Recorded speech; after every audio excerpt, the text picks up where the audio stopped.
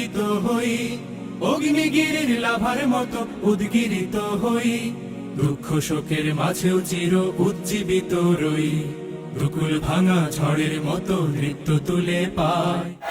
আমরা কাল বিলম্ব দেখছি, আমরা হুঁশিয়ার করে দিতে চাই, অনতি বিলম্বে এই ফ্যাসিবাদের বিচার এই বাংলার মাটিতে কার্যকর করেই পরবর্তী কোন নির্বাচনের দিকে সরকারকে যেতে হবে। মুক্ত স্বাধীন দু হাতে যে শেকল পরালো, স্বপ্ন সজীব চোখের কোণে অশ্রু ঝরালো। আমরা দেখছি যে খুনিরা মাত্র কয়েক মাস আগে চোখের সামনে আমাদের ভাইদেরকে হত্যা করেছে, পুরো পৃথিবী যার সাক্ষী হয়েছে, তাদেরকে এখনো গ্রেফতার করা হয় না। বজ্র কঠোর আওয়াজ তুলি পাহাড় চাপিয়ে, হাল জামানার ফেরাউনের প্রাসাদ কাঁপিয়ে। আই বজ্র বাংলাদেশের একটি বৃহত্তর রাজনৈতিক শক্তি যারা সচিবালয়ে, বিশ্ববিদ্যালয়ে, বিচার কার্যালয়ে এবং গুরুত্বপূর্ণ প্রতিষ্ঠানের চেয়ার দখল করে আছে,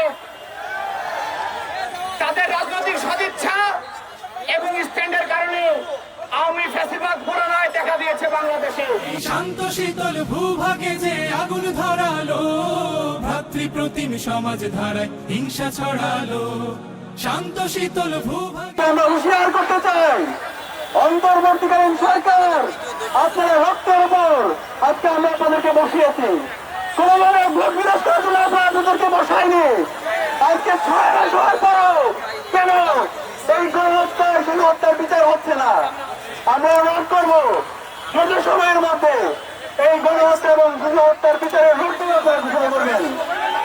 সেই স্বৈরাচারীর দের কবর রক্তে নাচুক তপ্ত খবর, প্রাণ যদিও যায়।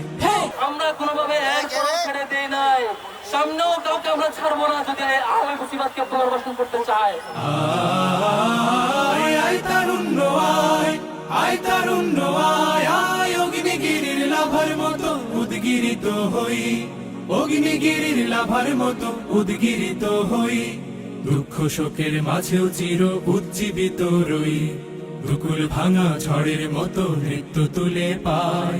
আয় তারুণ্য আয়, আয় আয় তারুণ্য আয়, আয় তারুণ্য আয়, আয় আয় তারুণ্য আয়, আয় আয় তারুণ্য আয়, আয় আয় তারুণ্য আয়, আয় তারুণ্য